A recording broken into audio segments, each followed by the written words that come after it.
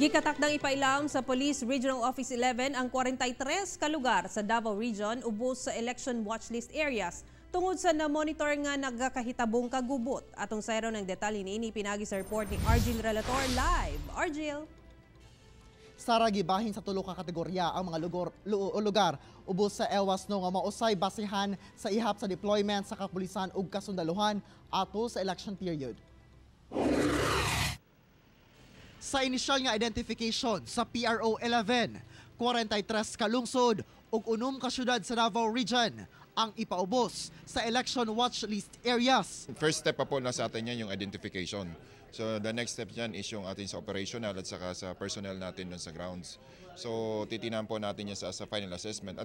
Lakip dinhi ang tulo ka lungsod sa Davao del Sur nga mao ang Malalag, Hagonoy ug Padada nga gipaubos sa Category 1. Din dunay intense political rivalry. Dunasay kaagi sa election-related violence ug presensya sa private armed groups.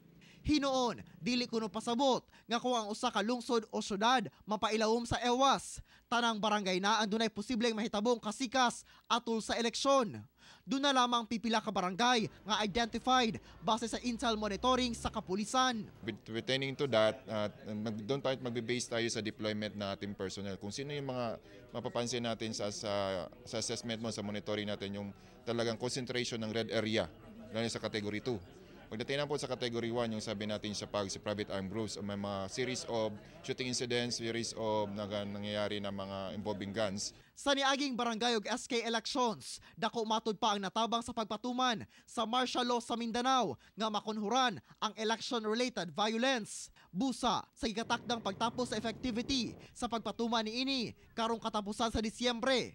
Ginaduso sa Regional Peace and Order Council ug provincial ug municipal officials nga i-extend ang martial law pinaagi sa pagpasa og resolusyon. Yung MSAB din ng Eastern Mindanao unanimously came up with a resolution supporting itong extension. Hinoon ang Eastern Mindanao Command padayon ang assessment aron makarekomenda sab sa pagpalawig sa martial law sa Mindanao. Sara, bisan pa man sa pagbabag sa pipila ka sektor hilabi na sa militanteng pundok, suportado sa kasundaluhan ingon man kapulisan ang extension sa martial law kay lagi ilang namatnunan sa niaging eleksyon sa barangay ug SK elections minus ang election related violence tungod sa martial law sa Mindanao. Sara. So Jill, doon na ba'y mga reported nga violence nga hinimuan sa otoridad ato sa pagpatuman sa martial law? Sara, sa itong pagpanubay kaya Police Chief Inspector Jason Barry, ang spokesperson sa Police Regional Office 11, nga sumala pa wala sila nadawat nga mga report nga dunay giabuso ang kapulisan ingon man kasundaluhan sa pagpatuman sa martial law. Ugani kini kuno pagpamatuod nga successful walang puso na pagpatuman sa martial law kay lagi na maintain niini nga mahimong peaceful ang Mindanao. Sara.